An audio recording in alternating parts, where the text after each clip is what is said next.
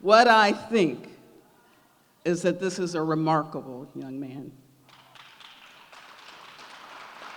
He has done things in this community that we might never know of. He has brought educational community services to this community for years. He's a man who's committed to understanding and educating and moving in a community that sometimes wants to move and sometimes does not want to move. He is committed to his family. He loves his community. He is a husband, a son, a father, a grandfather, a brother, an uncle.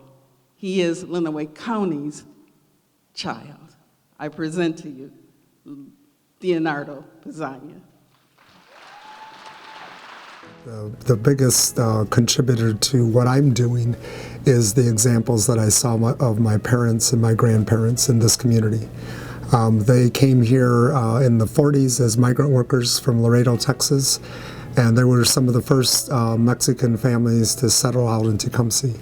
And they saw that there was a need for them to be in dialogue and conversations with other members of our community, who some were very happy to welcome them and others weren't. And so I have 4 brothers, and so as young children, we were kind of dragged around with my parents to different meetings and different interactions with people in the community.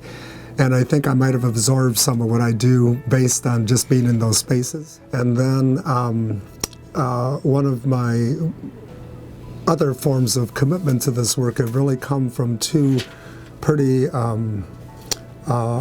influential experiences in my life. One of them was on March 24th of 1984. Our family suffered a great loss of my mother, my nephew, an uncle, and 2 of my cousins were killed in a car accident. And it took me 10 years to kind of recoup and get through my own grief around that. But when I came to understand that one of the things I could do in this work is to have my mother's spirit with me and to continue her legacy, and so that really helped to deepen my desire to make this community, to talk about issues of race and other forms of differences so that we can, make this community and make this world a better place for everyone. I think that, so I do this work across the state, across the country.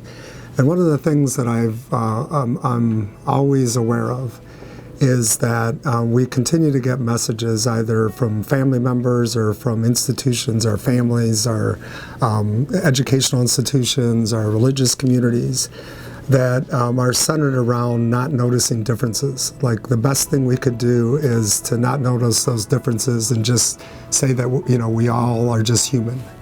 And I really believe that that's to our detriment, because when I interact with people who might present themselves differently related to their race or their sexual orientation or their gender identity, then for me to feel like I have to diminish that is really at their cost, and also at my cost, because I can't learn from that. I can't learn from that interaction. I can't learn from what that person has to teach me. If we're able to see differences as something that we don't have to be afraid of, or we don't have to diminish, but something that really brings the opportunity for us to go deeper with each other, and an opportunity for us to say, well, if I'm going to create this world that I'm looking for that is less racist or less oppressive, as a man, what does that mean for me as I work with women, as I work with the women in my life, as I work with the women in my community? And so, this sense of diminishing culture and diminishing differences, I think, is what we need to work against, because all of us have some form of difference. And when we can start to look at that as value added, I think we're moving towards that direction. And it is about allowing ourselves to be authentic and show up with all the differences that we have.